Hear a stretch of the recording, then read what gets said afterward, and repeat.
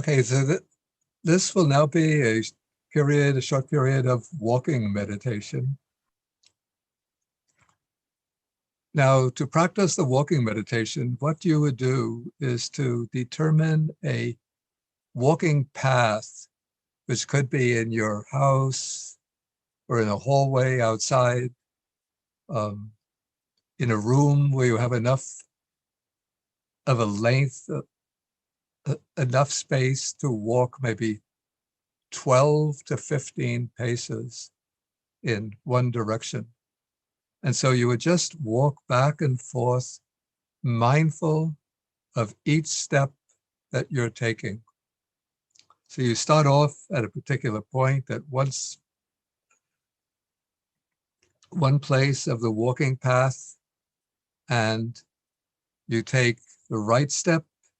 You're mindful, try to be mindful of the entire step from the point of picking the foot up, moving it, and putting it down.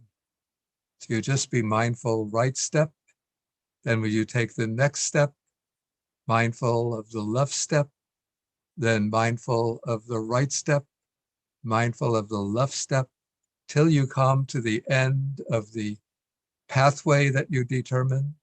Then you stop and you make the mental note, stopping, stopping. You stand for just a few seconds, make the mental note, standing, standing. Then mindfully, you turn around to face the opposite direction and then walk again to the length of the walkway to the starting point. When you come to the starting point, again, you make the mental note, stopping, stopping. When you're standing, make the mental note, standing, standing. When you turn around, you make the mental note, turning, turning. Then you're standing, facing the opposite direction.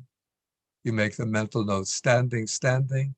And then you start walking again, mindful of each step, right step, left step, right step, left step. And don't try to walk in an artificially slow manner, but it should be what we call this slow medium or medium slow walking.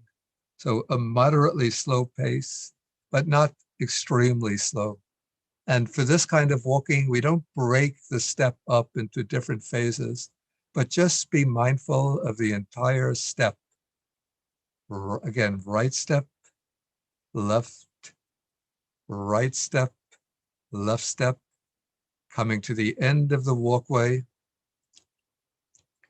stopping, stopping, then standing, standing, then when turning around, turning, turning, then mindful, standing, standing, then walking back, mindful of right step, left step, right step, left step.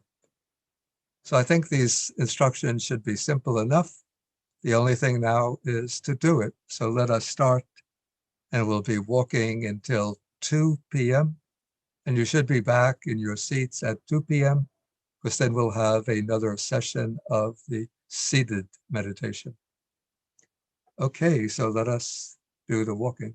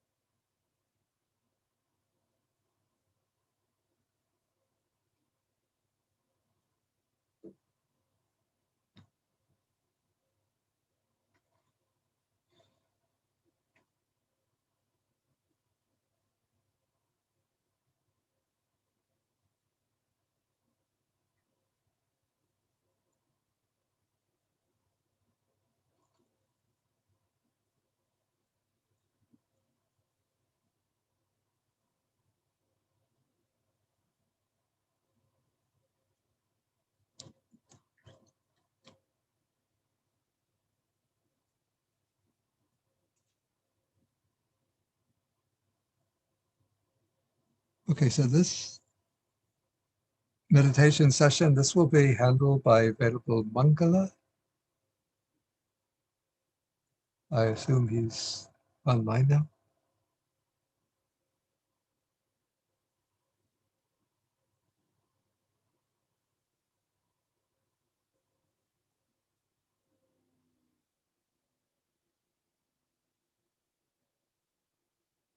Okay.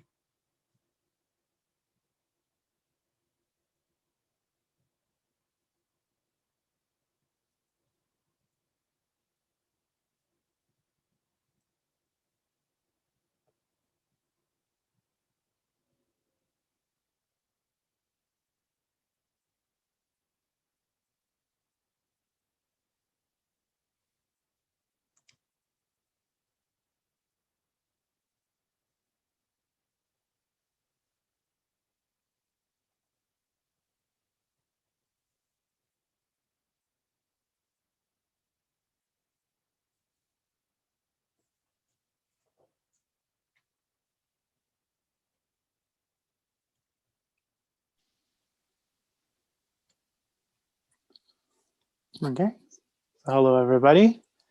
Ready to begin?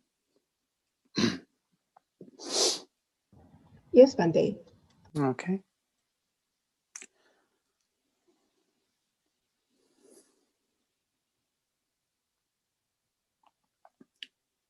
So we just done a period of walking meditation. This is good because it helps us energize the body so we'll have strength to continue on with our practice with sitting. It also helps settle down the mind as well.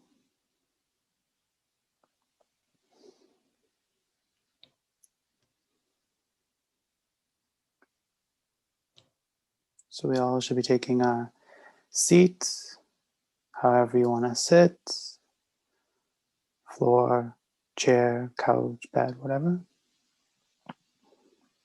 And as we did in our morning session, you want the back fairly straight without being overly rigid. Hands on your lap or on your knees, eyes closed gently.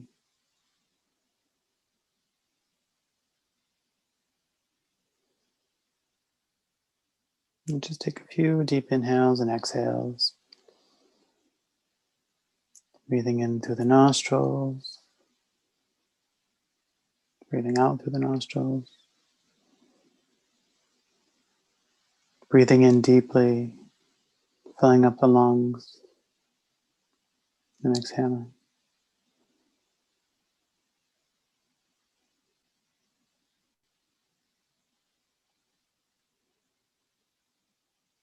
And take it a few moments to settling the mind on the body, feeling the body sitting,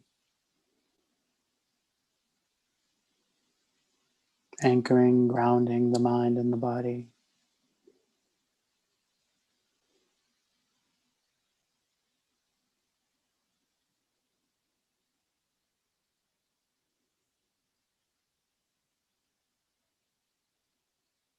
If you like, you can scan the body from the top of the head down to the tips of the toes, back up from the tips of the toes to the top of the head.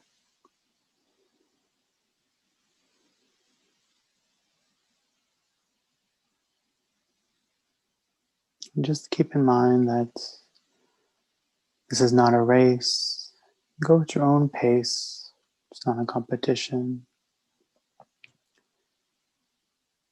Some might be struggling, feeling any sensations in the body, or struggling to keep the mind focused on the body. That's all okay. Just try your best. It's better that you try than not try at all. Just don't get disheartened. Don't get frustrated. Just go at your own pace.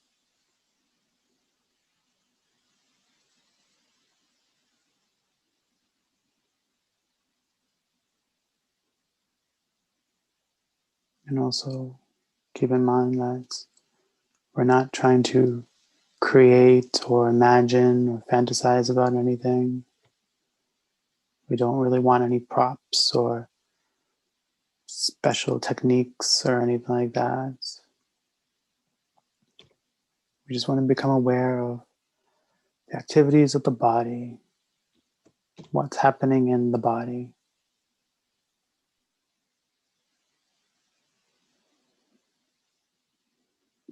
What different sensations we can feel, heat and pressure. All these things are going on as we're sitting. All we want to do is come in tune with it, letting it reveal itself to us.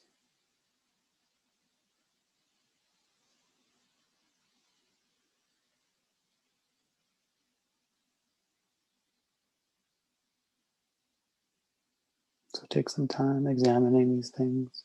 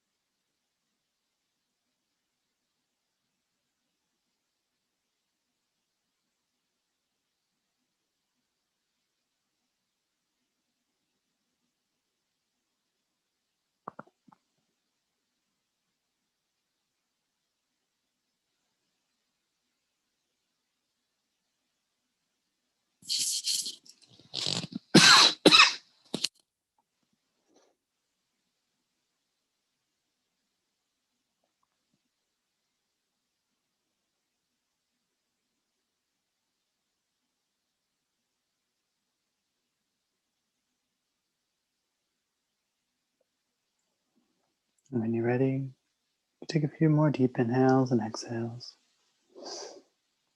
Just as we did before, breathing in through the nostrils, breathing out through the nostrils.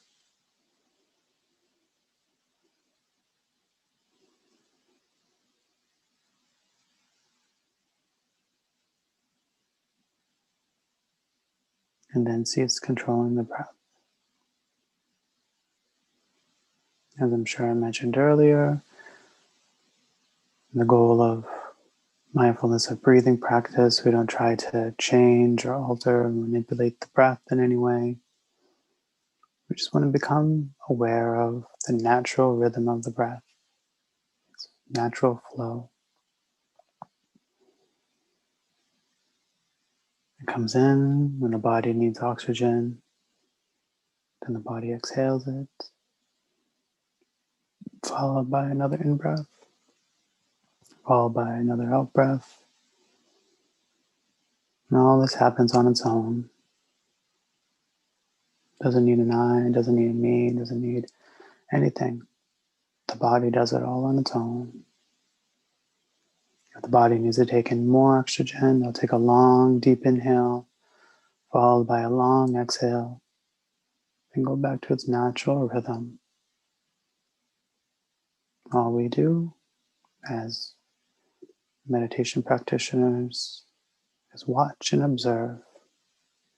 We pick our venue in which to watch, be it the tip of the nose, the lower nostril, the top lip, the chest or the abdomen.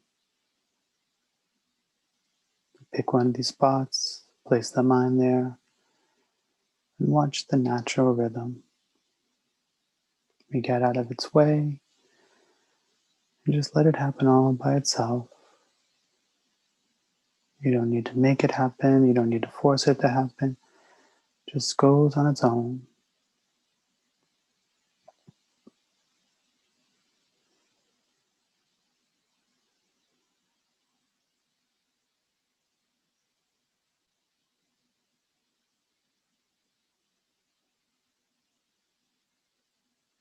Of course, though, there'll be all kinds of distractions pulling us away. Sounds, dogs barking, cars driving by, people talking, television's playing. Whatever. They're just sounds, just noises. So don't get upset about them. Don't get worked up about them. Just be aware that these are sounds. They're noises. That's life. All kinds of noises around us. So why get angry about it? Just acknowledge them as sounds, sounds, sounds. And go back to the breathing. If there's pleasant sensations in the body, if there's painful sensations in the body, particularly painful ones, we don't get angry about it, we don't get frustrated, we don't get disheartened. We take it as an object of our awareness, something new for us to examine, learn to accept, learn to be observant about it. See that the pain is throbbing, twitching, tingling, cool, hot.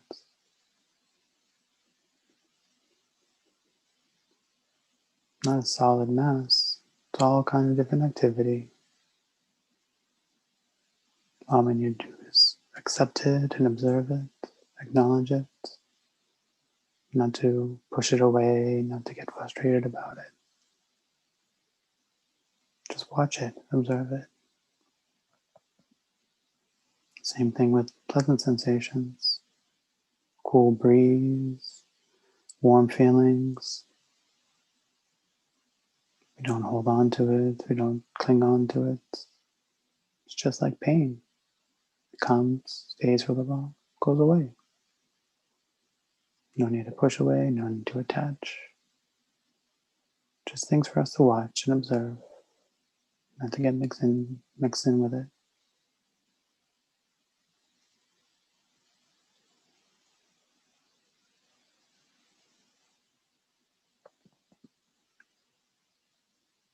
And of course, there'll be all kinds of mental activity.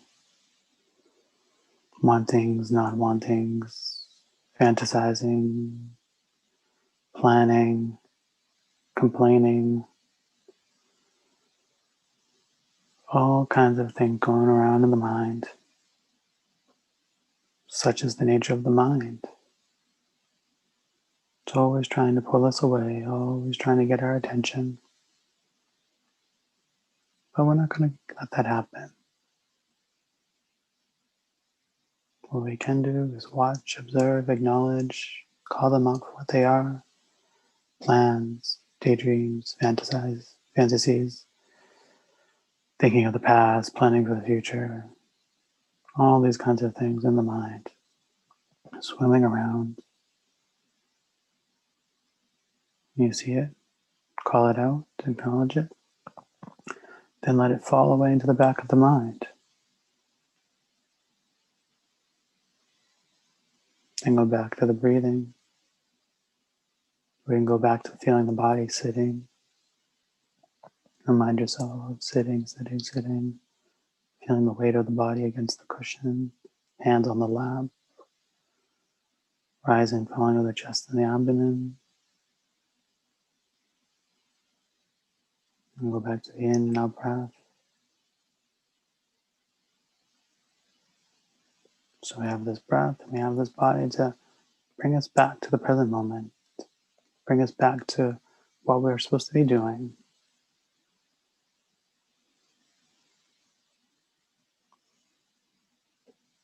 So that we can continue on with our practice. So let's continue on with our practice.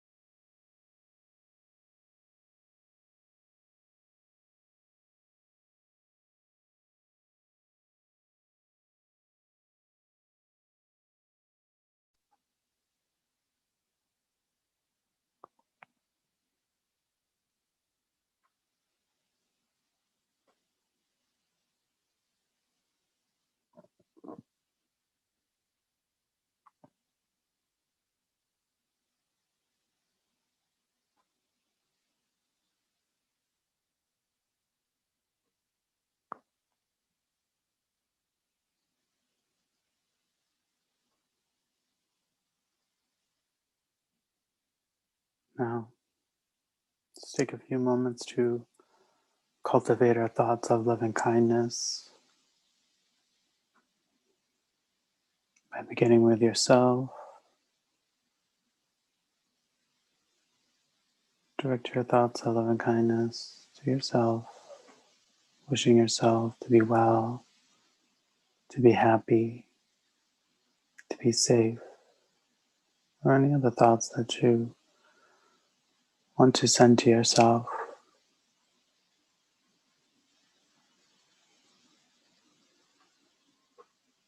Wishing yourself kindness, compassion.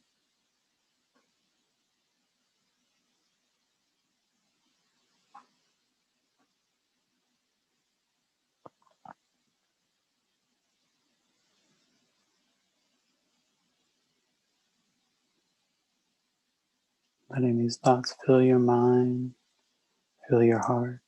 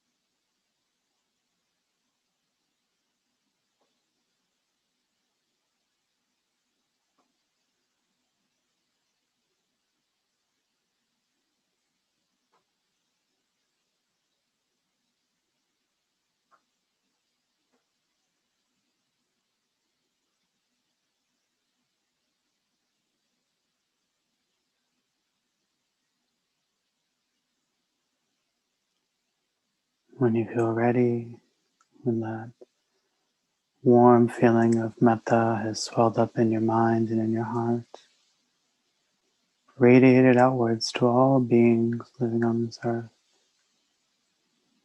Just as you wish yourself these good things, you should wish these things for others as well, no matter who they are, where they are, what they've done, what they've not done. All beings desire love. All beings desire to be safe and happy, protected, and they wish it for their loved ones as well. To radiate this thought of love and kindness outwards to all the beings in all the directions.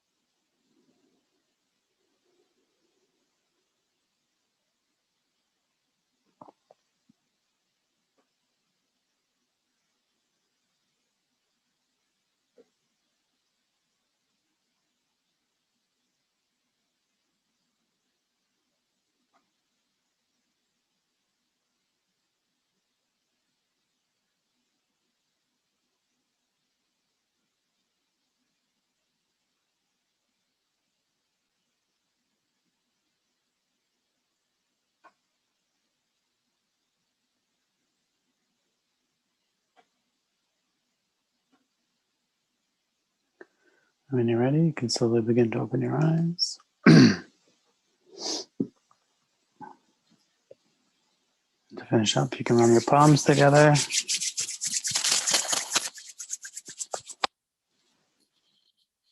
So forehead massage, temple massage. Top of your head, down the back of your head, to the back of your neck. Your shoulders and shoulder blades. Upper back, lower back, down to your buttocks, down to your thighs, your knees, calves and shins. Give yourself a little foot rub too.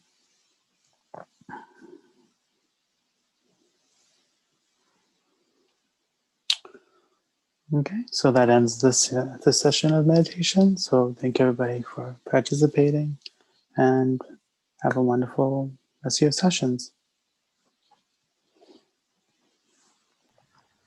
Thank you, Bande. Thank you.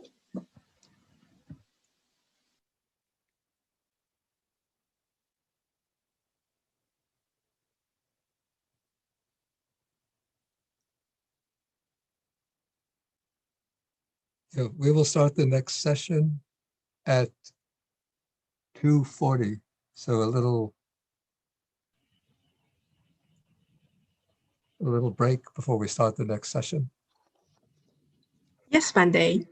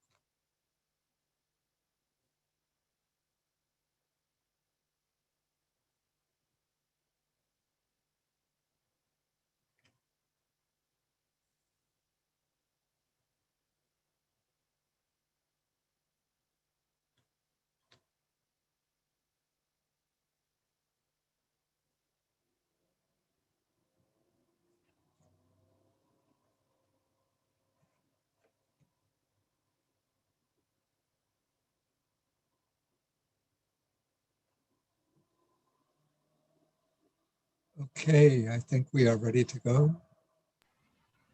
Yes, Bande. It's being recorded. Yes, Bande.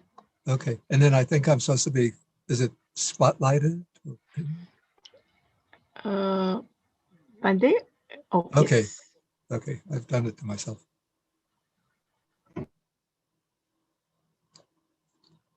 Okay, so good afternoon, everybody. And now we're going to continue with our study of the Dhammacakkappavattana Sutta. And so in the morning, the second section in the morning, I gave a broad overview of the Four Noble Truths.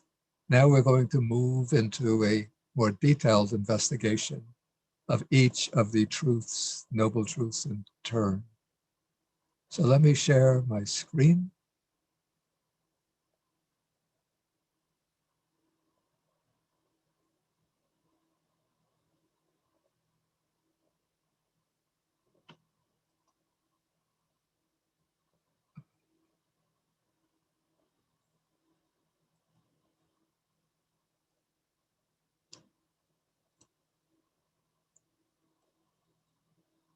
Okay, you should have the text of the Dhammacakkappavattana Sutta in front of you, just to make sure, is it visible? The heading, the Yes, Four Bande. Noble Truths. Okay, Yes, Bande. okay, good.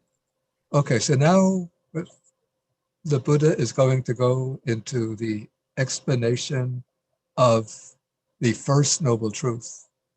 So he says, this is the noble truth of, here I really prefer to use the Pali word of dukkha, and then he enumerates the different types of dukkha. And let's dwell a little bit on this word that we're translating as suffering, the word dukkha.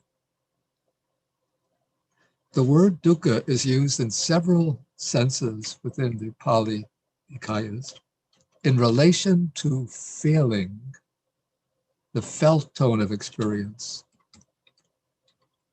We have three types of feelings: sukha vedana, which is pleasant feeling, and dukkha vedana, which is painful feeling.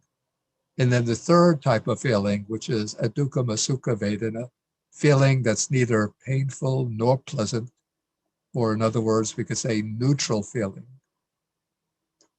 And so in relation to feeling, dukkha definitely designates or signifies pain.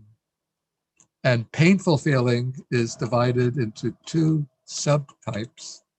One is kayika dukkha vedana. That's bodily painful feeling. And the other is chaitasika dukkha vedana.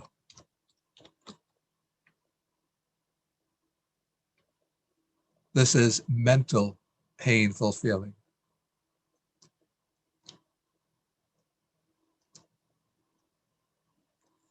And so in relation to feeling, the word dukkha definitely will signify pain, and particularly in relation to bodily feeling, dukkha will signify the various aches and pains of the physical body. Headache, toothache, the pain of cuts, bruises, various whatever illnesses, stomach ache, scrapes and so forth. All of those are bodily painful feeling. And then we have painful mental feeling. And the way we use the word, the English word suffering, it seems that its proper range would be just in relation to painful mental feeling. But the Buddha has taken the word dukkha and given it a much wider and much deeper significance, that the word dukkha, as the Buddha uses it, has this wide-ranging application to so many different aspects of human experience or the experience of sentient beings. So from the Buddhist perspective, as we will see, just about all aspects of our conditioned experience are in some way dukkha, which does not mean that they are suffering in the direct and explicit sense of the word. But in this broader, more comprehensive application, the word dukkha would signify something like imperfection, being imperfect, being defective, being unsatisfactory, being flawed or deficient or inadequate in some way. So whatever seems to be lacking the capacity for unruffled happiness, the absence of a kind of any state of stable, imperturbable happiness would be considered dukkha.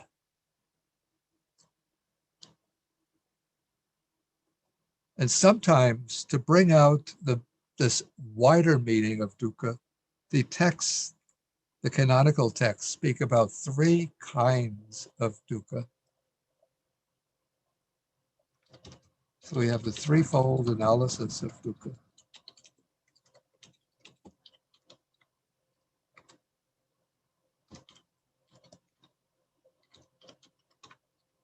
One is simply called dukkha dukkha.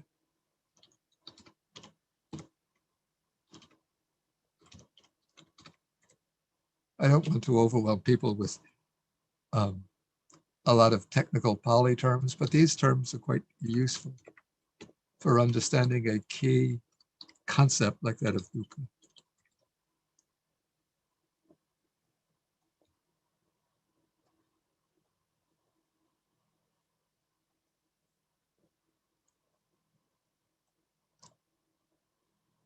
And so we have dukkha dukkha. So this is dukkha consisting in painful feeling.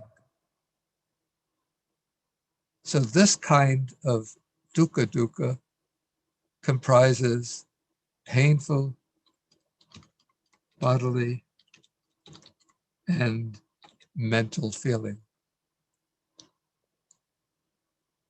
So whether you are feeling the pains of the body, various aches, pains, oppression, irritation of the body, inflammation of the body, whatever, all of that comes within the scope of dukkha dukkha.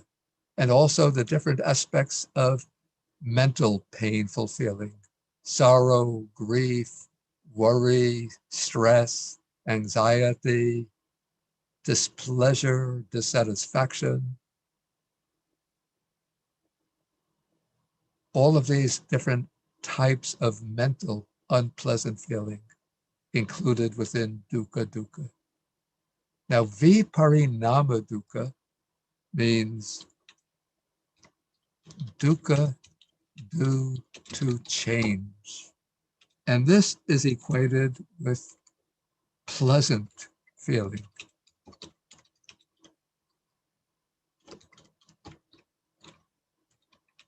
Or sukha vedana. So pleasant feeling, while we're actually experiencing it, is pleasant. So the Buddha doesn't say pleasant feeling is painful.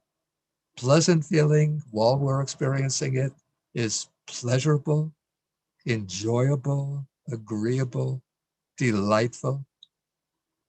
However, it's inherent in the nature of all pleasant feeling to change. And,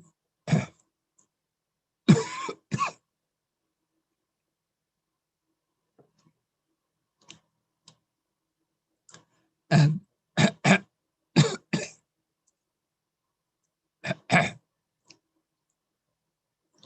And when pleasant feeling changes, then it brings painful feeling.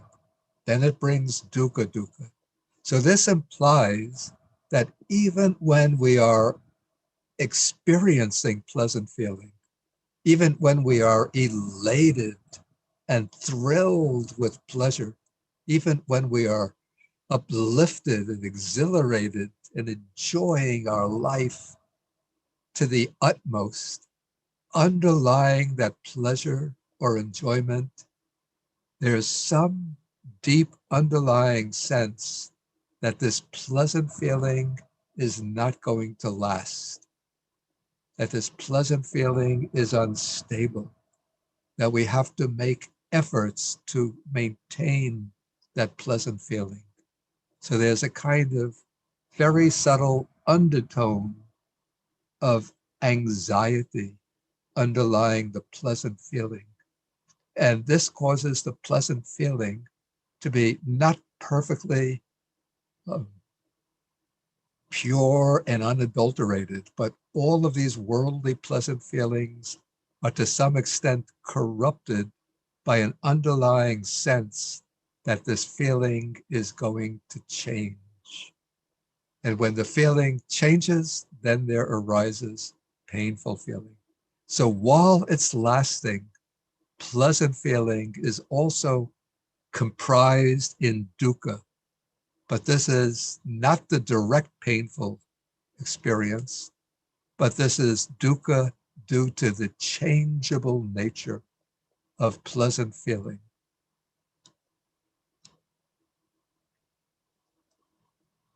The third type of dukkha is called sankhara dukkha, which might be, it's very hard to translate this easily, but rather I would render this the dukkha inherent in all conditioned experience. And it's said that all conditioned experience, all experience, that of course all experience is conditioned, but all experience is subject to constant arising and passing away. At every moment, we say momentary or moment by moment arising and passing away. So when we look deeply into our ongoing experience, through the stream of our experience, using the eye of insight to look into the nature of experience, we see that it is always changing, that each occasion of experience arises, lasts just the snap of a finger, and then it passes away. And so that constant stream of events arising and vanishing, arising and vanishing, when one looks at it with wisdom, one experiences it as oppressive or unsatisfactory. Or maybe we could say it's the oppressiveness of moment by moment arising and passing away. The sankhara dukkha is somewhat different from viparinama dukkha. The dukkha due to change applies to pleasant feeling insofar as the pleasant feeling might last considerable amount of time, maybe a few hours, even a whole day of pleasant feeling, but eventually that pleasant feeling is going to vanish and be replaced by other types of feeling. But the sankhara dukkha is the unsatisfactoriness inherent in the fact that the ongoing experience, even of pleasant feeling, is marked by a constant arising and passing away, arising and vanishing.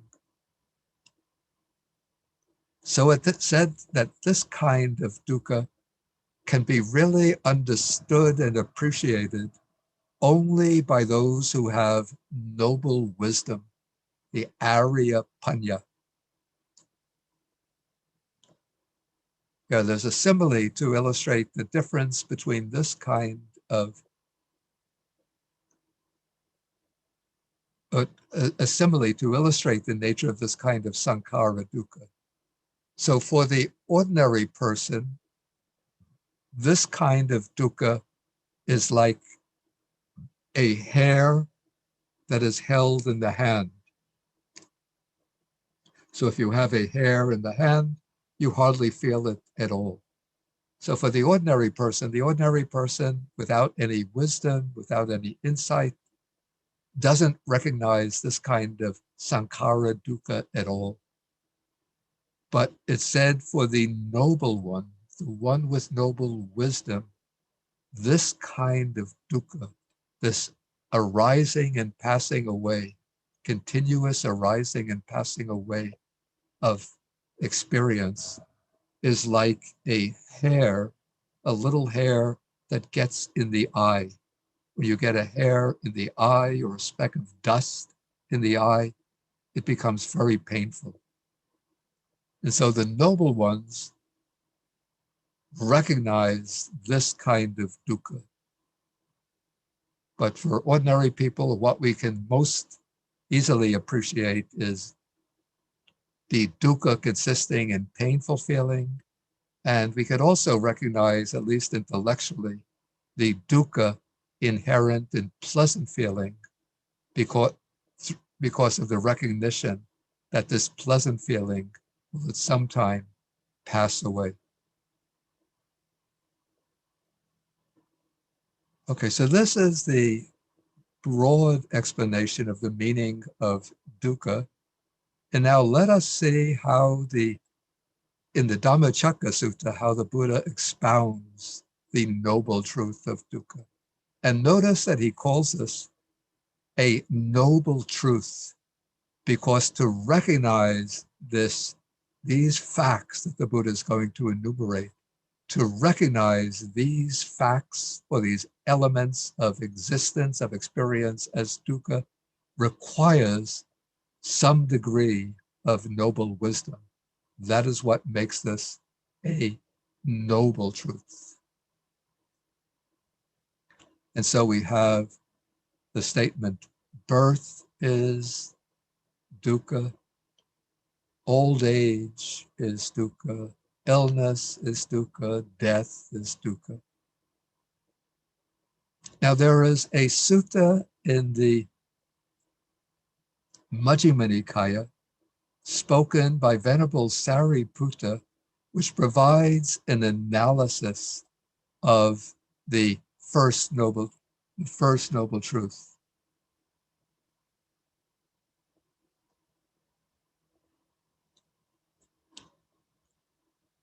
So let us see how that sutta explains the terms birth, old age, and death. It does not define illness.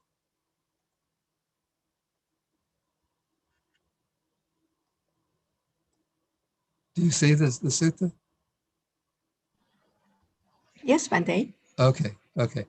So this is the Satya Vibhanga Sutta, the exposition of the truth. It's in the Majjhima Nikaya. It's sutta number 141.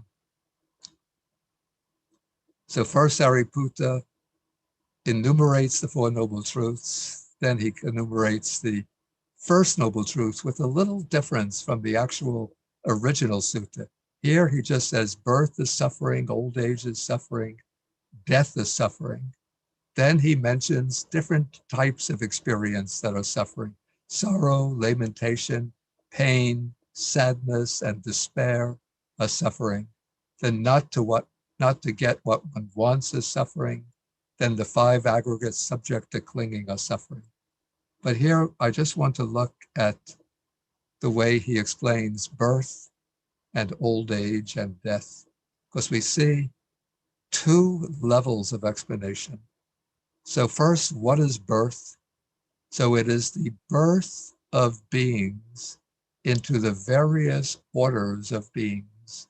They're coming to birth their precipitation or descent into the womb, their generation. So these, the Pali words here would be the ordinary words used to represent birth. But then the definition goes on to speak of the manifestation of the aggregates. That is the coming into being of the 5 aggregates that we're going to come to in a moment. And then obtaining the bases for contact. These are the 6 sense bases through which we experience the world. So this is called birth. And so we have 2 kinds of, in a way, 2 kinds of language used to define birth. Ordinary words like simply birth, being born, coming into the womb, or conception, and generation. And then more technical language, the manifestation of the aggregates and obtaining these sense bases. That is called birth. Then old age is defined in familiar terms of experience. So it's the aging, the old age of beings and the various orders of beings, their decay, breaking of the teeth, graying of the hair, wrinkling of skin, decline of vitality, and then the weakness of the sense faculties. So the vision becomes less acute, there comes a little loss of hearing, perhaps a sense of taste is not as sharp as it was for a younger person. So these are some of the manifestations of old age. Then what is death? So here we have first the ordinary language, the passing of beings out of the various orders of beings, their passing away, their dissolution or breakup, the disappearance, dying, finishing their time. Then the more technical language, more technical expression, the dissolution or breakup of the 5 aggregates, and then the laying down of the body. This is called death. Okay, so that is the definition of these terms from the Satya Vibhanga Sutta. Okay, then continuing, we have union or association with what is displeasing, and its counterpart is separation from what is pleasing. So union with what is displeasing is coming together with, we could say, with people that one doesn't like, people that are disagreeable. So that is a fact of life, unavoidable fact of life. Often we come together with people who are disagreeable to us. And sometimes it's in the nature of human emotions that those that we initially love and adore and delight in associating with them, even to the point of those that we marry in time become disagreeable. And that can lead to very oppressive and miserable situation when one has to live together with those who are create a lot of displeasure within oneself, who are argumentative or demanding or abusive, destructive. But if one is in a fixed relationship with them, that is a very oppressive and distressful type of suffering. Then comes separation, but also, maybe I should go back. The union with what is displeasing includes not only association with disagreeable people, but association with disagreeable circumstances or external conditions. having to work at a job that one doesn't enjoy, having to live in an apartment or a house which is uncomfortable, which is disagreeable. Maybe one is living in an apartment and the neighbor is very noisy or very dirty and doesn't keep the place clean, or very grumpy. And yet you're living in this apartment right next to this neighbor, and that is a disagreeable situation. Or one is subjected to disagreeable sensations, disagreeable sights, a lot of a lot disagreeable sounds, disagreeable food. So all of that is included in union with what is displeasing. Then separation from what is pleasing is another form of dukkha. So this would include what's especially painful is separation from those people that one loves, particularly when death comes along and takes them away from us. So that can be extremely excruciating, very difficult to deal with when we lose our parents. That will be a form of separation from the loved ones. Or when the husband loses the wife loses the husband, or for parents when they lose beloved children in their childhood, if illness strikes and the child dies, or the child is killed in an accident. So these are facts of life, occurrences, things that occur in life.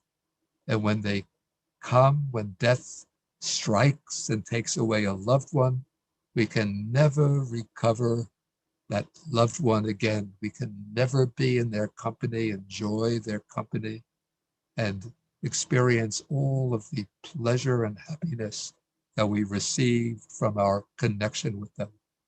So that is a very real and very acute form of dukkha, of suffering.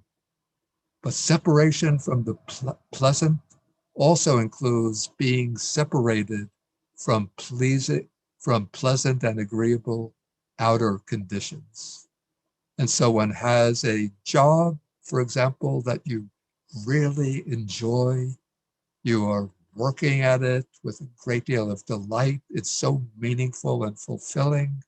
But then one day the boss calls you into his office and says, I'm sorry to tell you, we have to downsize. We have to let some of our staff go.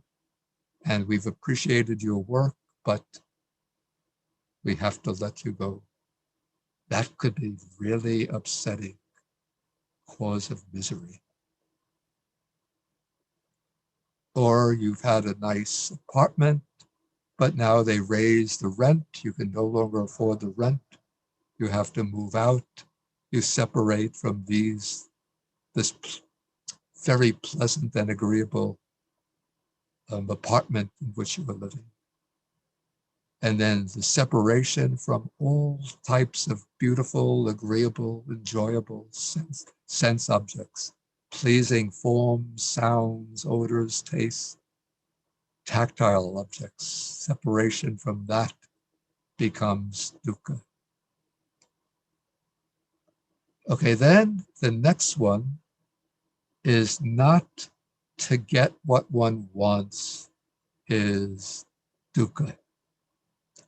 And here I want to look at the definition given in the analysis of the Four Noble Truths.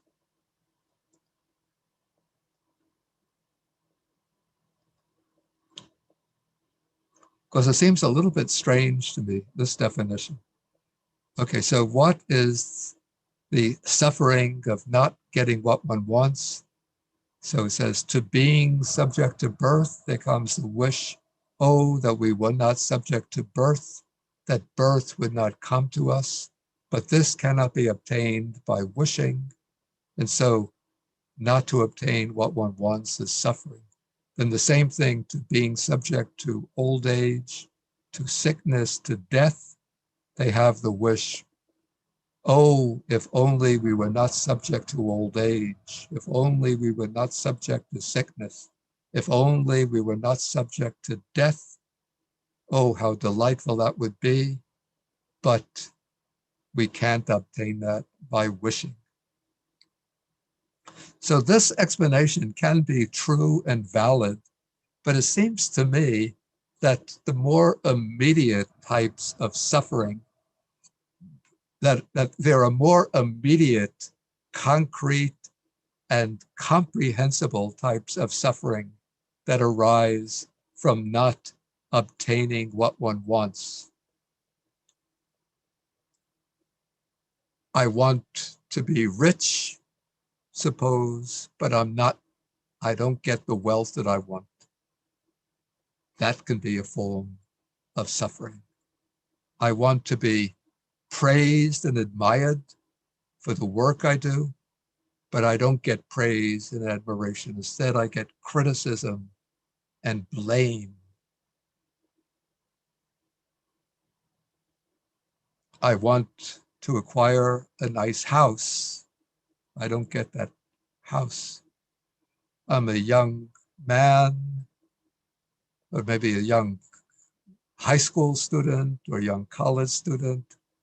I fall in love with a girl, and oh, I like that girl so much. I go up to her, chat with her, uh, ask her out for a date. She puts me off. And then maybe a few days later, I see her walking hand in hand with another boy. And so not getting her love is a cause of suffering. I want my children. Suppose I have a son or daughter. I want them to become a doctor. And they decide that they want to go to study philosophy. So not getting what I want, not being able to control my children this way or that way, that is a cause of suffering. So I think if you just reflect on your own experience, you can find dozens and dozens of types of suffering of not getting what one wants.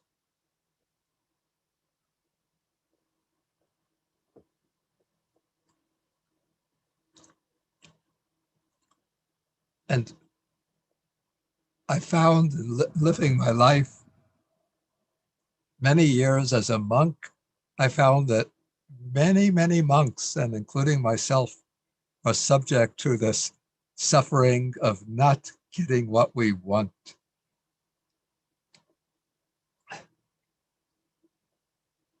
I remember years ago, I was living at a monastery in Sri Lanka, and there was a monk who came to stay at that monastery, a French-Italian monk.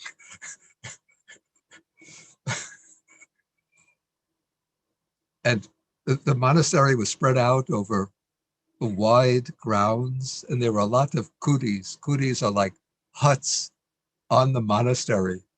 And so when he arrived at the monastery, he requested a remote kuti.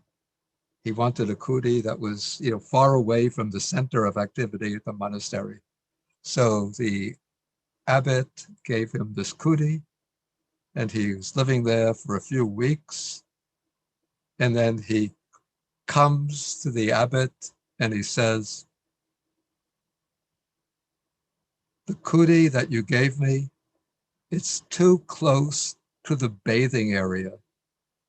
And so when I'm trying to meditate in my kuti, I hear the other monks come to the bathing area and they take the bucket and I hear them put the bucket into the water. I could hear the water spill over the body. And so can you give me another kuti? And so the abbot would assign him to another kuti, and he would stay there for a few weeks. And then he would come to the abbot and say, that kuti is too close to the road. I can hear the traffic going by. Can you give me another kuti? And so he kept on going from one kuti to another because whatever he was given didn't fit his ideal, didn't meet all of his expectations.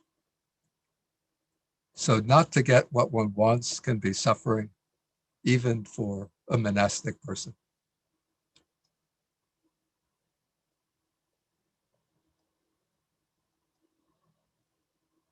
Okay, then we come to the last aspect of the First Noble Truth, which is the statement that the 5 aggregates subject to clinging are suffering. And I'm going to elaborate on this more in the next session of this program. So I just want to go back and to find a way to classify these different aspects of dukkha mentioned in the First Noble Truth. I have 2 ways of classifying them, 2 threefold divisions. Actually, I already mentioned one of them, which is the division by way of the suffering due to painful feelings, suffering due to change, suffering due to the nature of conditioned experience. But there's another threefold division. So we could divide them into physical suffering, mental suffering, and then the third I would make up an expression, existential suffering or intrinsic suffering. So the physical suffering is the suffering of birth, old age, illness, and death. The mental suffering is the suffering of union with what is displeasing, separation from what is pleasing, and not to get what one wants. So these 3 are psychological or mental suffering. And the last one, the existential suffering, is the suffering intrinsic to the 5 aggregates. But having said this, we could also say that the types of physical suffering can serve as the basis or triggers for mental suffering.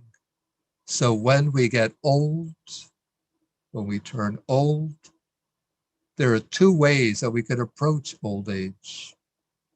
So if we have the right attitude and the right view, when we get old, we find the body becomes weaker, the sense faculties duller and less effective. We can accept this as an inherent part of our human existence. And then we'll just undergo the physical suffering of old age. But if we keep on thinking back to our youth and wondering, why does this happen to me? Oh, I used to be able to do so much more. I was a good athlete. My mind was so quick and effective and skilled. And now I'm just so feeble and weak and helpless.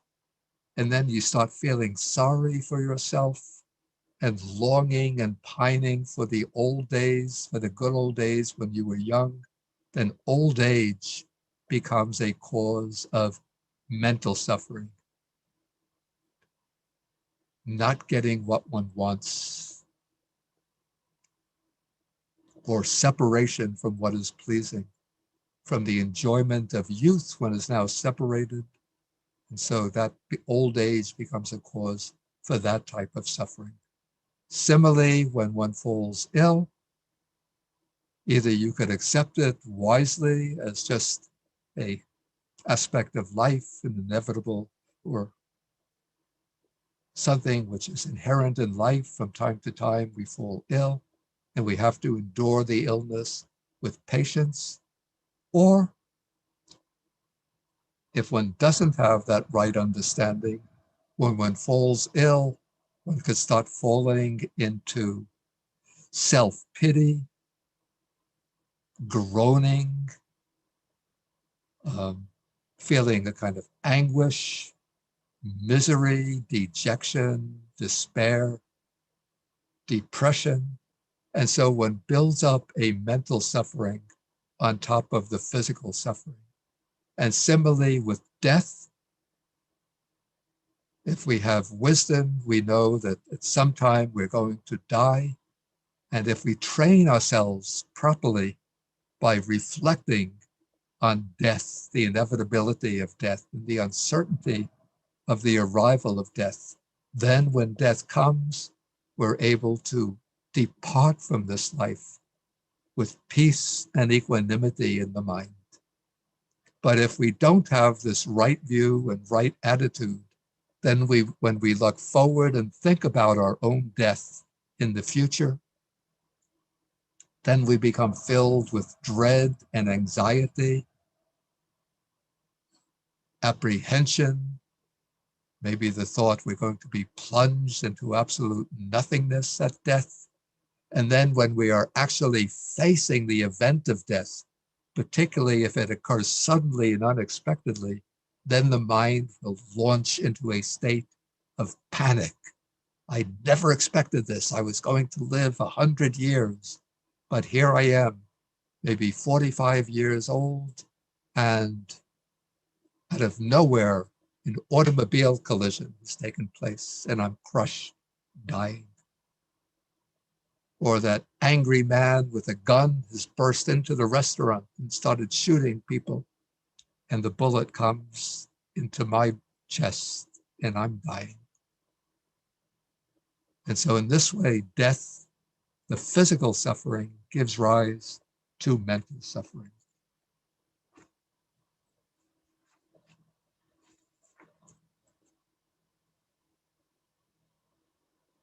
Okay, so now I've gone through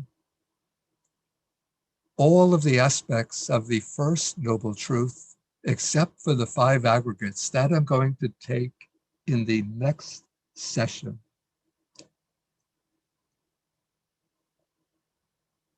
And so it's 3:23 now. And so let us take a 10-minute, it was a 20-minute break. So we'll come back at 3:40, then we'll resume with the exposition of the 5 aggregates, and then I'll take questions based on the explanation of the first noble truth. Okay, so please be returned to your seats at 3:40 Eastern Daylight Time.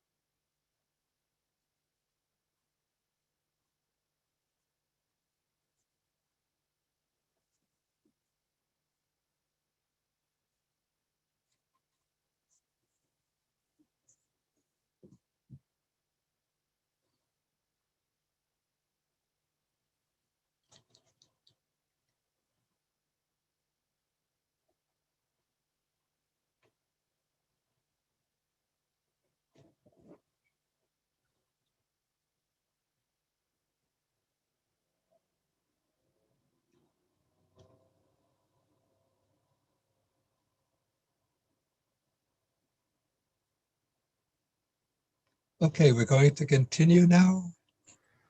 Everybody ready to resume?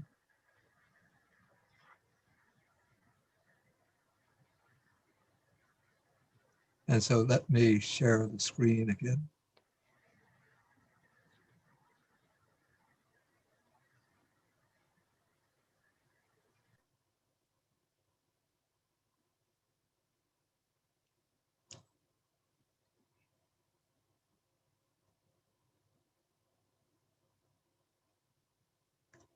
And so now we come to what would be the most difficult aspect of the First Noble Truth. And that is where the Buddha says, in brief, the five aggregates subject to clinging are dukkha. And even this translation involves something of an interpretation, since if we look at the original Pali expression,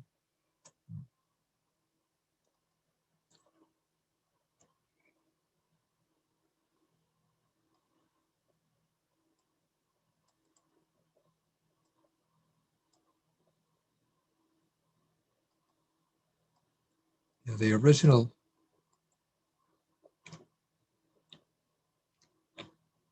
as panchupadana kanda dukkha.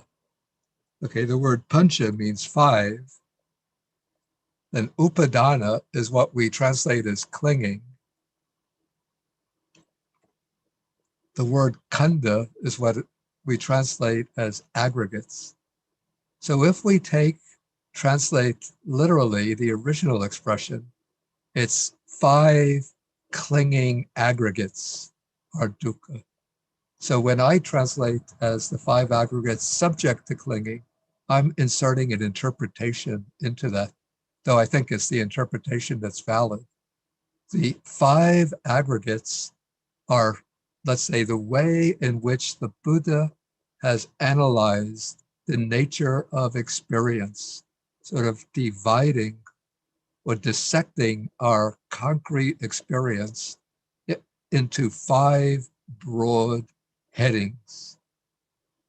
The Dhammacakka Sutta itself doesn't explicate what these five aggregates are, but we find them elaborated in the analysis of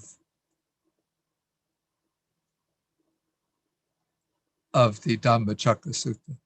So this is Sariputta speaking, and he says, and what, friends, are the five aggregates subject to clinging that in short are dukkha?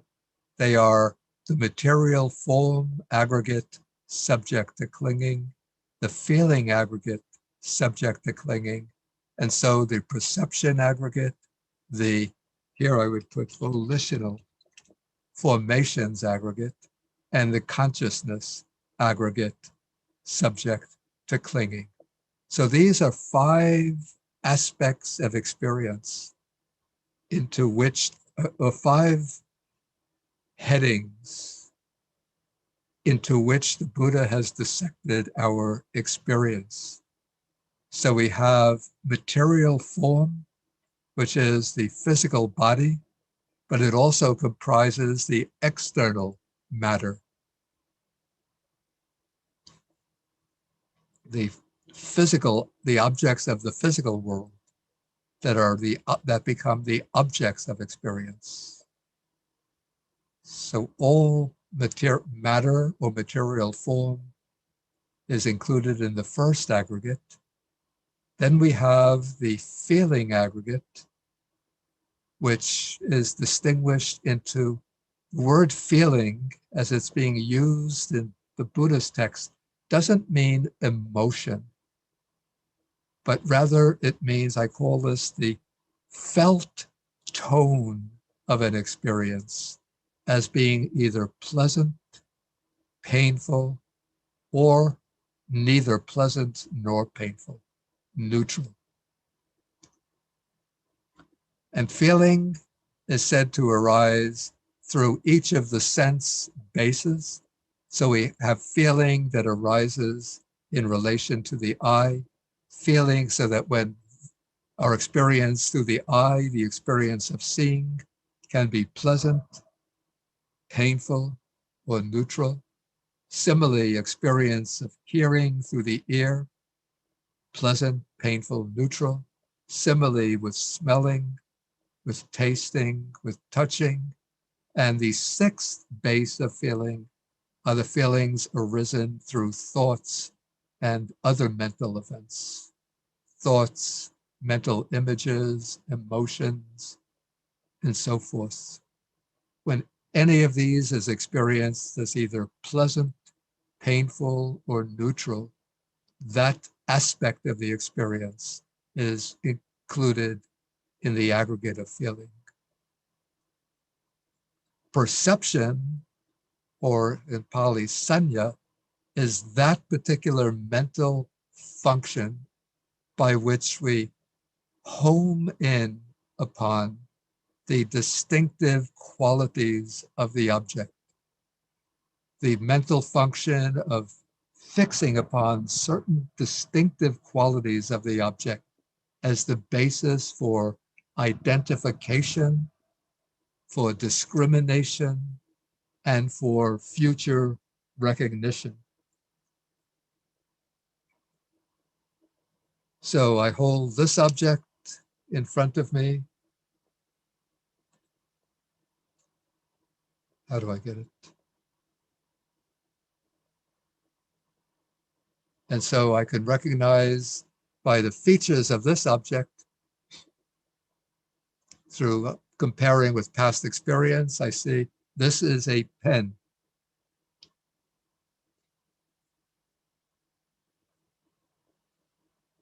This is a book. I can distinguish colors. This is blue. This is green. This is red.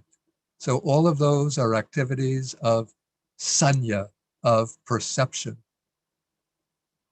The fourth aggregate is the aggregate of volitional formations or volitional activities. And this includes all the acts of intention, willing, planning, projecting into the future, making decisions, determinations, everything that motivates activity. So all the volitional formations that motivate activity are included within this fourth aggregate. And the fifth aggregate, the aggregate of consciousness, is the bare awareness, or I say the light of awareness that arises on the basis of each of the sense faculties. And so the aggregate of consciousness is distinguished as sixfold: eye consciousness, ear consciousness, nose consciousness, tongue consciousness, body consciousness, and mind consciousness or reflective consciousness. And so based upon the eye, awareness arises, opening up the visual field. And when I focus in on an object in the visual field and distinguish its outstanding distinctive characteristics, and then I label it, designate it, describe it, identify it on the basis of those characteristics, that is the function of perception. So perception and consciousness are very closely associated with each other, but there's still a subtle difference between them. That consciousness is the light of awareness that opens up a whole domain through the sense base. And sanya, perception, is what focuses in on the objects revealed to consciousness, distinguishing them, identifying them, labeling them, recognizing them. So those are the five aggregates. And I've collected a number of texts which help us to expand upon the aggregates. So let us go through my notes.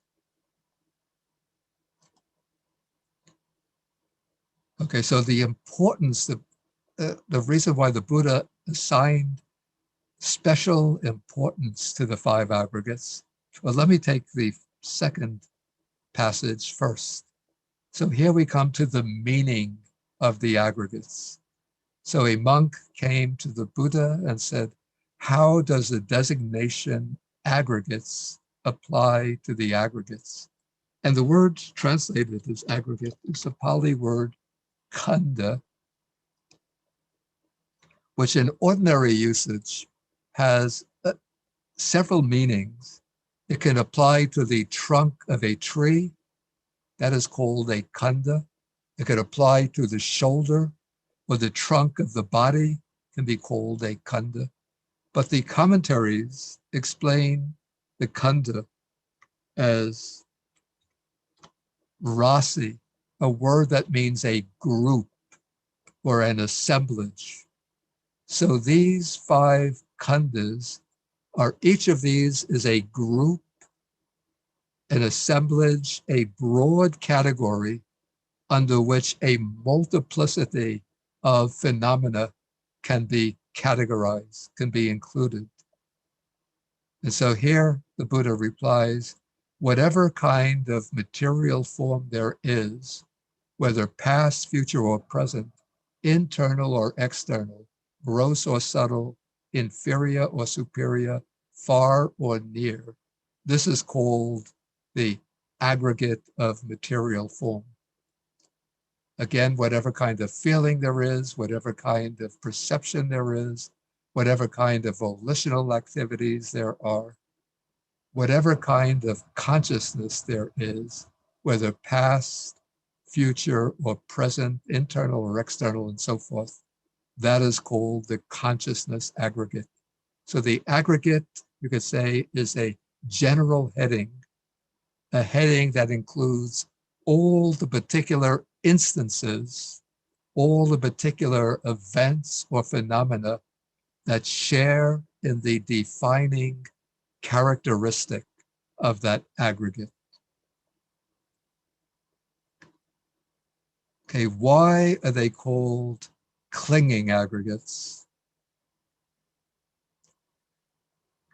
So here a monk comes to the Buddha and says, is clinging the same as the five aggregates subject to clinging, or is clinging something apart from the five aggregates subject to clinging?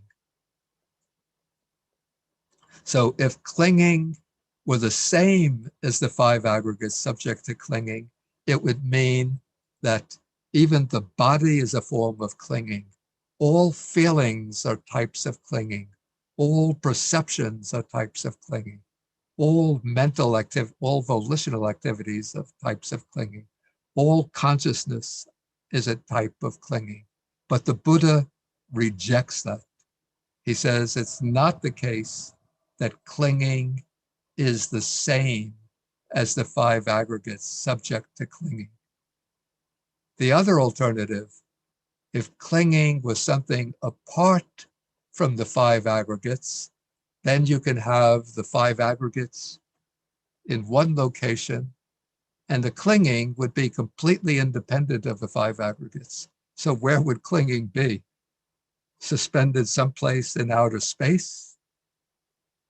But what the Buddha says, that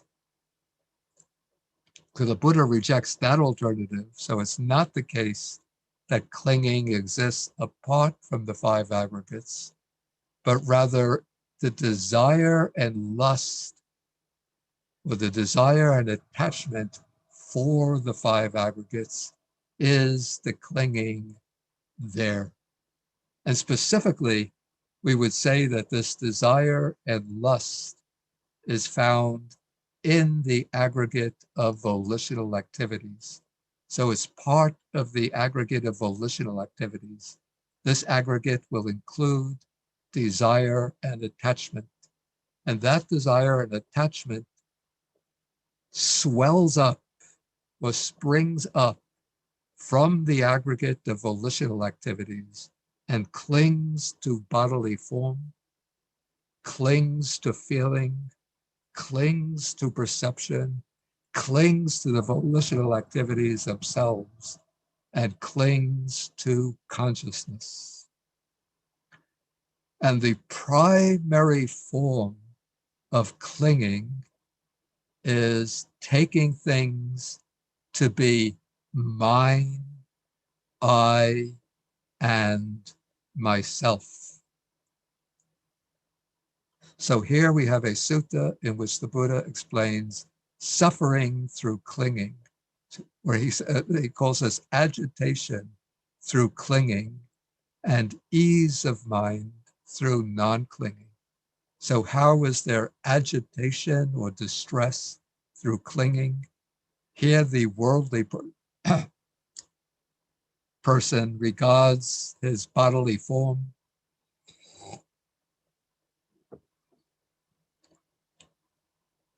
this is mine, this I am, this is myself. The form changes and alters and deteriorates. And so with the change and alteration of bodily form, then there arises sorrow, lamentation, pain, displeasure, even despair. And similarly with each of the other aggregates, feeling, perception, volitions, and consciousness, taking them to be mine, what I am, myself, that is the clinging. And when they change and alter, then there arises this distress.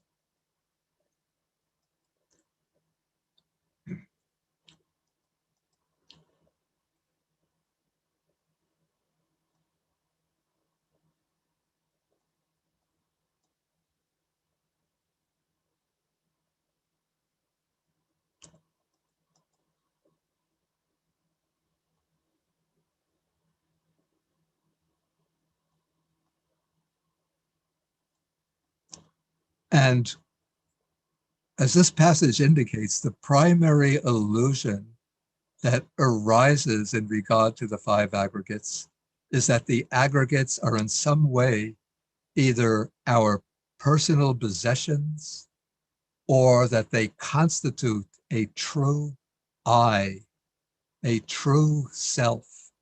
Whereas from the perspective of the Buddha's teaching, the five aggregates are devoid of selfhood.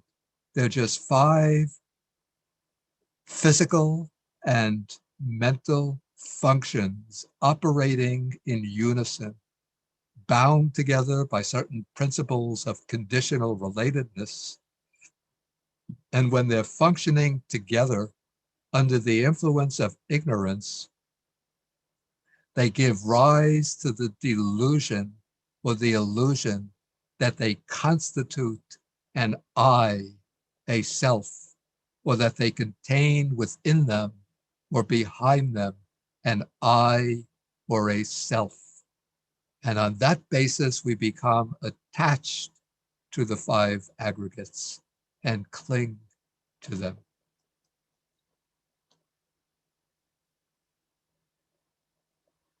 And so here the Buddha illustrates the way this clinging works.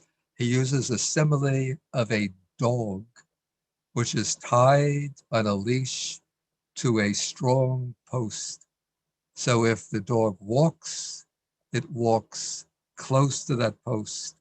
If it stands still, it stands close to the post. If it sits down, if it lies down close to the post. And so the uninstructed worldly person regards material form, feeling, perception, and so on, all the five aggregates. This is mine, this I am, this is myself. And so whether he walks, stands, sits, or lies down, he does so close to those five aggregates, subject to clinging. But the five aggregates, the Buddha says, are empty of any core or substance of selfhood. And there's a sutta where he uses similes to illustrate this empty or void nature of the five aggregates. So the sutta begins when the Buddha is sitting together with the monks alongside the river Ganges. And then he says to the monks, suppose this river Ganges was carrying along a great lump of foam.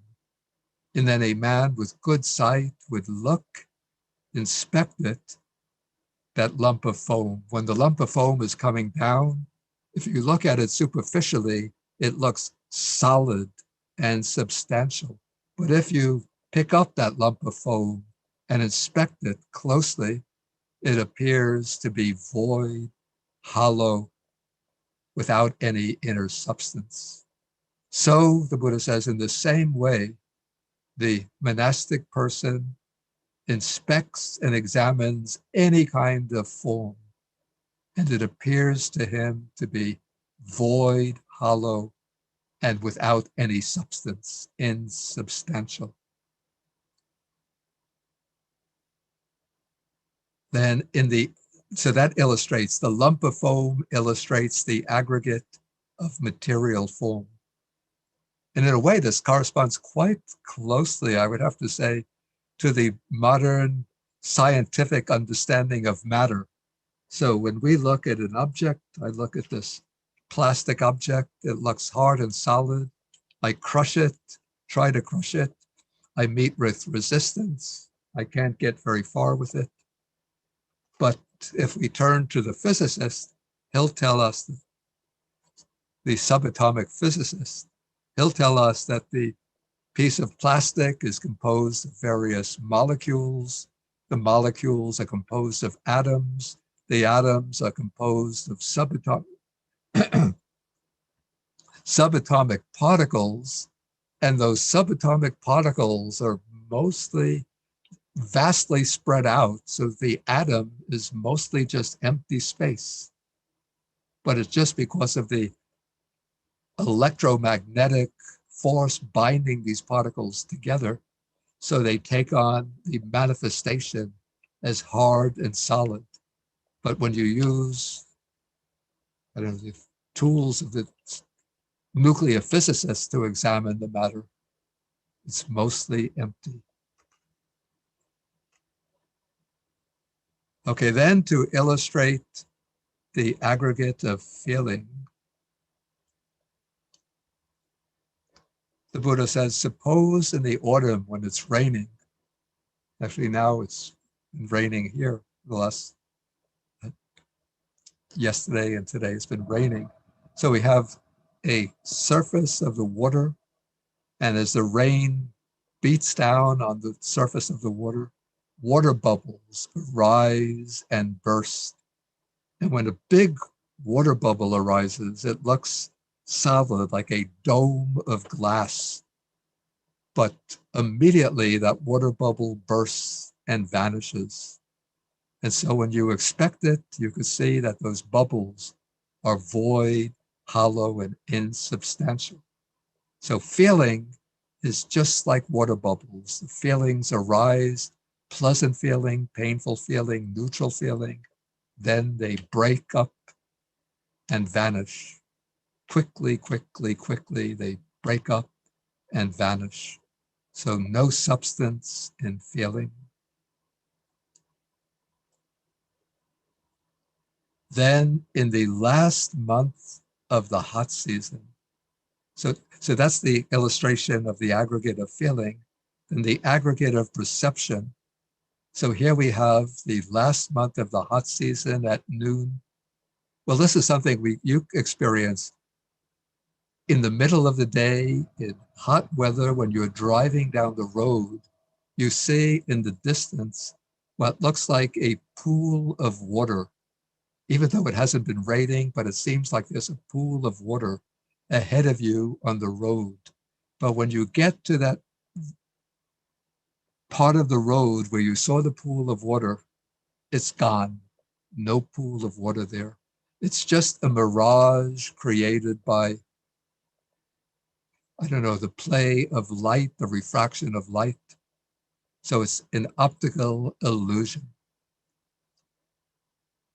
And so perception is like a optical illusion. We see things with our ordinary sense faculties, but what we see is deceptive when we examine things deeply with wisdom.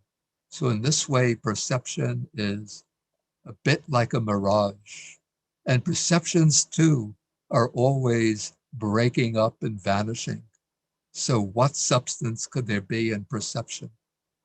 Perception is void, hollow, insubstantial. Then the aggregate of volitional activities is illustrated by the trunk of a plantain tree or banana tree. So if a man enters a wood plantation, he wants to get heartwood, maybe to construct, to use as timber or to construct some piece of furniture.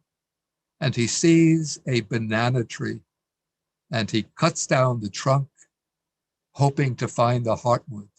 So he pulls away the outermost coil, and beneath it is another coil.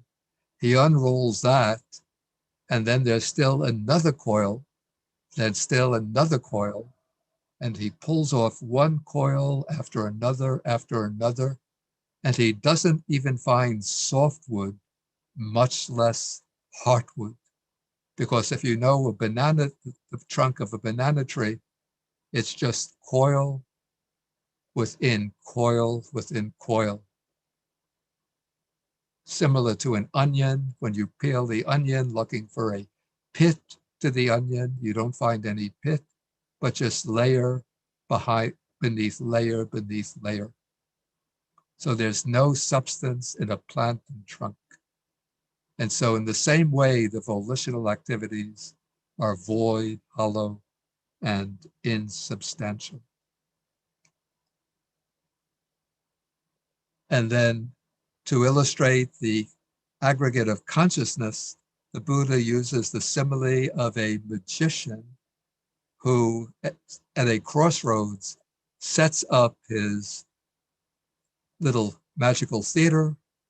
And apparently the ancient Indian magicians were very, very skillful. I don't know how they would do this, but they would take like a handful of grass, handful of sticks, a few stones, put them into a pile, recite some mantra, wave a cloth in front of it, and pull the cloth away. And instead of the pile of grass and sticks and stones, there's a little bunny rabbit there. But it's all an optical illusion, because if you were standing behind the magician, you would see what he was doing when he waved that cloth in front of the pile. From his drawer, he pulls out a bunny rabbit, puts it there, and sweeps away the other things. But everybody is awestruck. Wow, he's magnificent, unbelievable, inconceivable. And so consciousness is like a magical illusion in that it gives rise to the appearance, the notion, the idea of a self, that even if we can discard the body, the feelings, the perceptions, the volitions, say those are not self, but it seems that it is our consciousness, our awareness, that must be the true, substantial, permanent, lasting self at the base of our experience. But for the Buddha, consciousness too is just a process of ever-changing activities of awareness, events or occasions of awareness. So consciousness too turns out to be void, hollow, and insubstantial. So this gives a kind of broad overview of the 5 aggregates. And these 5 aggregates, the Buddha says, are dukkha. They're dukkha because they're impermanent, always arising and passing away.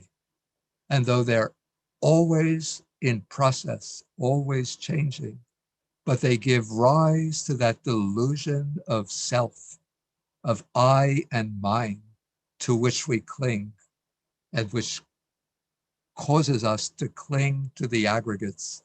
And when we cling to the aggregates, then we expose ourselves to actual suffering when the aggregates break up and perish.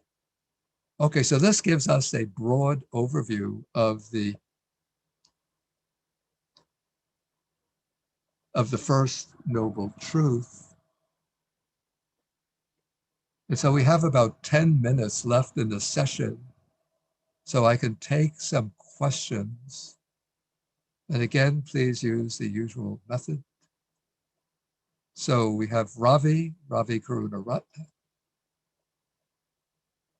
Yes, Bhante.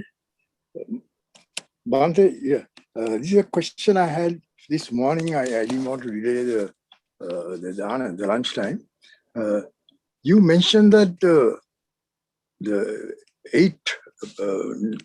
Noble Eightfold Path, and there are two others that take you before you get to Nibbana, which is always a question I always had. Can you elaborate a little more on that? Going from the Noble Eightfold Path to Nibbana. I don't understand. The Noble Eightfold Path ends with Samadhi, Samma Sati, Samma Samadhi. Yeah. And then that does not mean it's enlightenment. Oh, I said the two other factors after the Noble Eightfold Path. Right.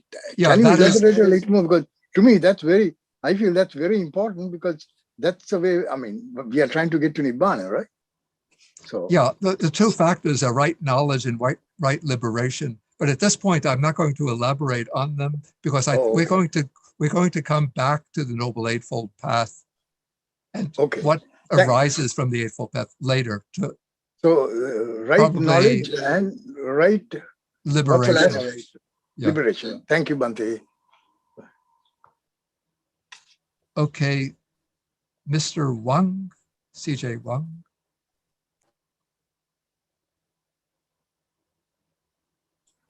Okay, earlier you mentioned the suffering, and one of it called Aliyah Panya. Am I right? Aliyah Panya, the suffering. Aliyah. Aliyah. Arya. Aliyah, I think.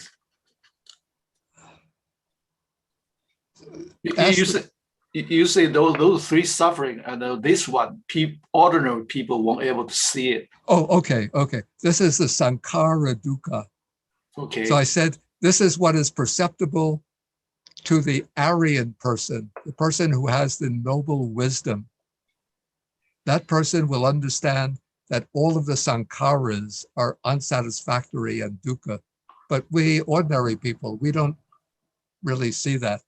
Okay. We can experience dukkha, the suffering, the painful feelings, and we could understand to some extent how pleasure and happiness can be dukkha because it will vanish. But the subtle dukkha of conditioned formations that arise and pass away, that needs the noble wisdom. Okay, and like if you reach Arahant, can you see that? Yeah, long before reaching arhatship, you have to see that. That that will start to appear with the development of the insight knowledges. Okay, cool. Thank you. Okay, Chi. Bhante, are there any texts that describe the dying process in detail? You mean the stages of the death process? Uh-huh. Yeah, that is done more in the Abhidhamma than in the suttas. The suttas don't go into a detailed description of the death process. Are there any references that you remember off the top of your head?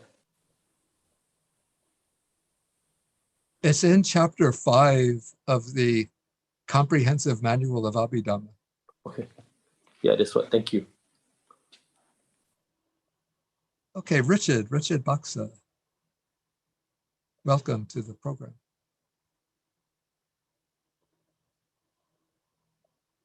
Richard?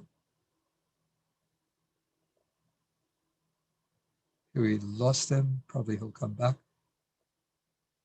Jerry in Sonoma.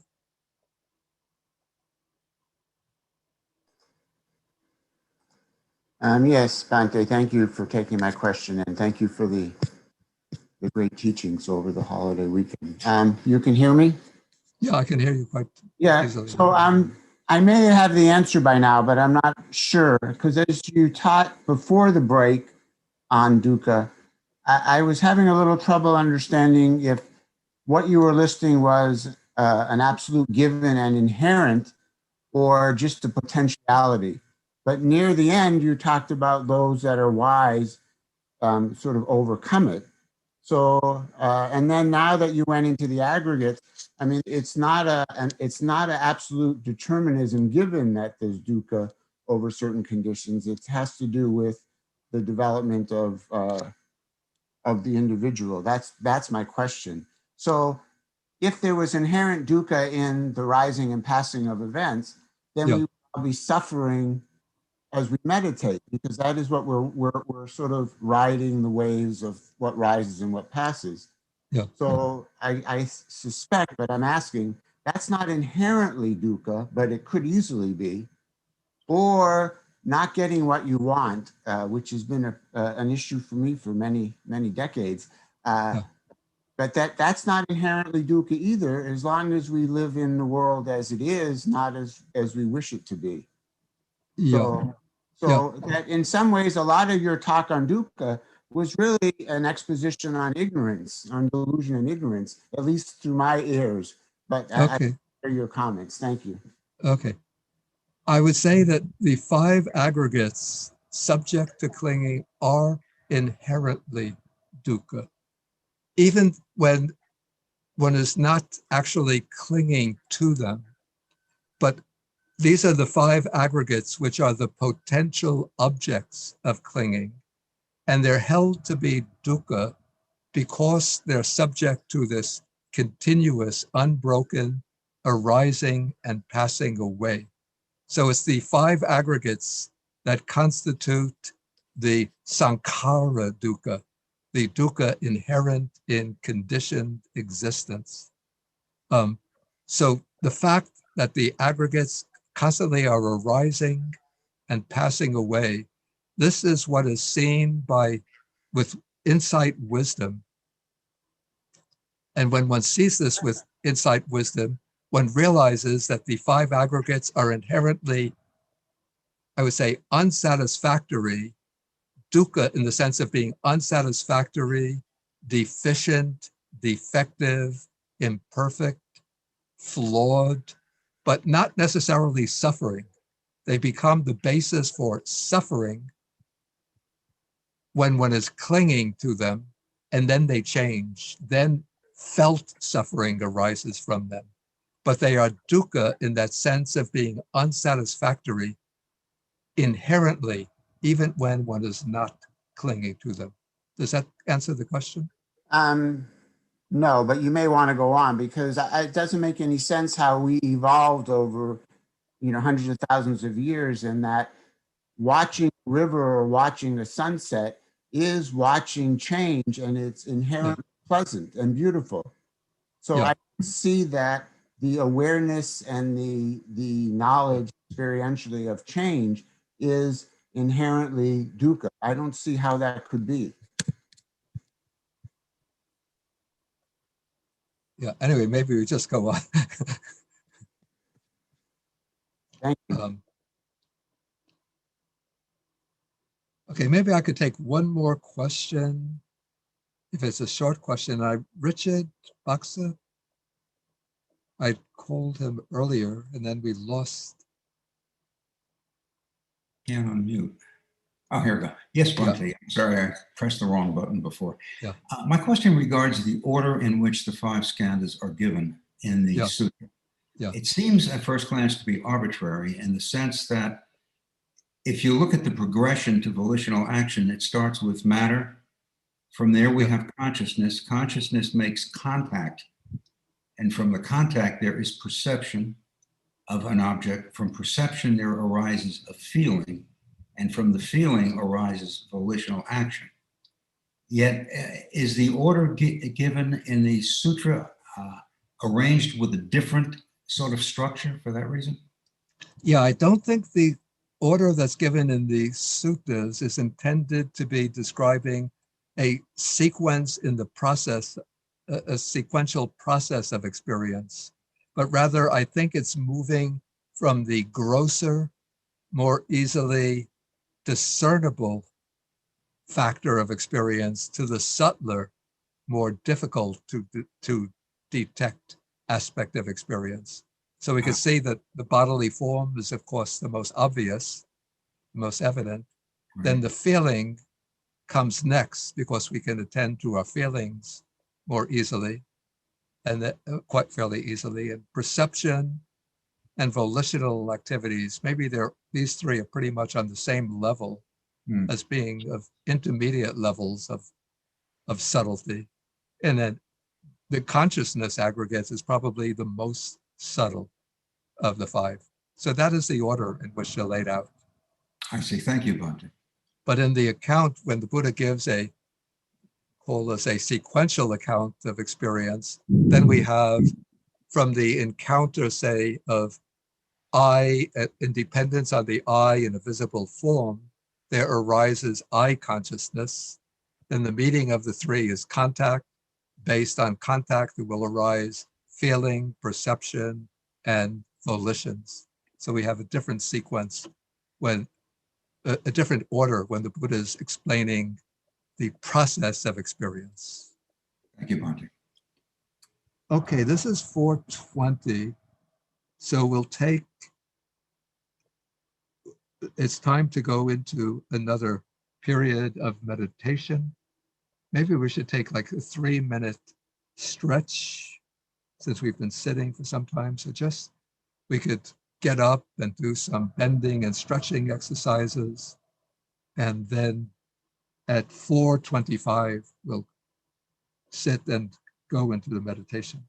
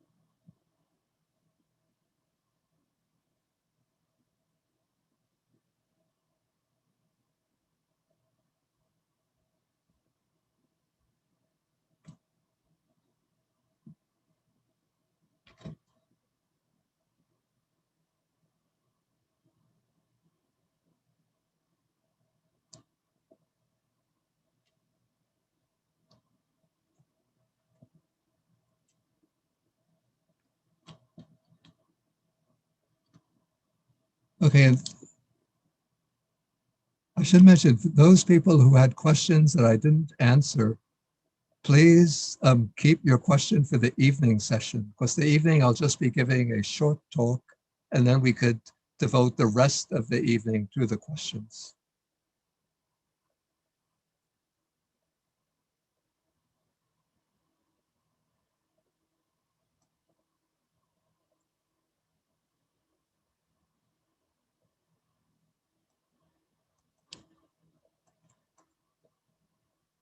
Okay, so let us take our sitting position, and we'll do this as a session of the mindfulness of breathing. So I think all of you have had instructions in this type of practice. So just take your comfortable and familiar sitting position and just dive right in.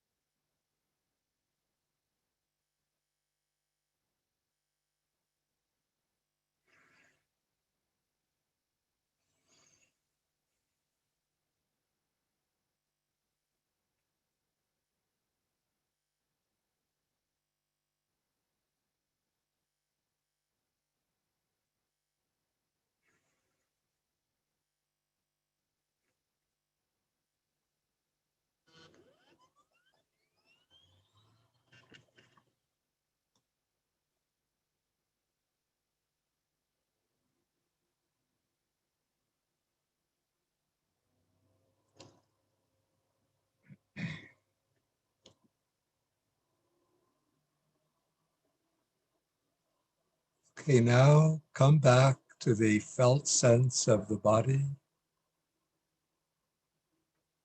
in its present immediacy, in its sitting position.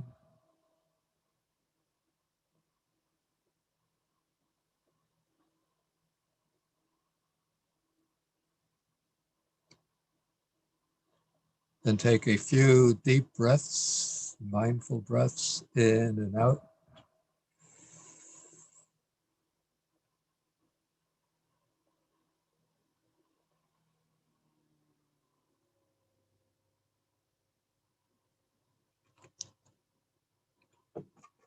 And then you can open your eyes and again rub the palms together. Then generate a little warmth. Then rub the palms over the face, top of the head, back of the neck, including the shoulders. Then down the lower back.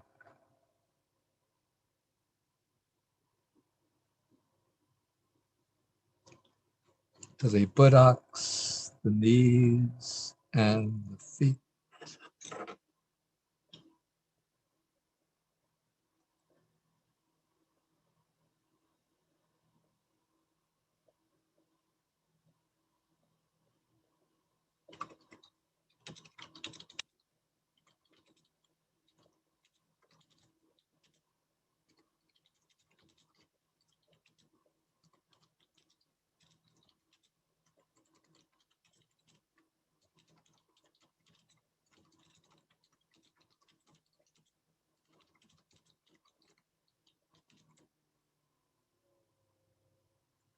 Okay, and then we'll end the session. We can do, I guess, 3 bows to the Buddha. 1, 2, 3. And now from 5 to 6, we have a break. And then you come back at 6 p.m. when we'll have a session again of evening chanting and another meditation. And then in the evening between 7 and 8, then I'll give a shorter talk and have more time for questions. So there are a number of people I saw who had raised their hands for questions in the last session, but I didn't have time to answer all of them. So please bring your questions back in the evening. Okay, so we'll end the session now, start again at 6 p.m. Thank you, Bhante. Thank you, Bhante. Thank you. Thank you, Bhante. Thank you. Thank you, Bhante. Thank you, Bhante. Thank Bhante. you, Bhante. Thank you, Bhante. Okay, Thank you, Bhante. okay. Sadhu. Yes. It's wonderful, Bhante.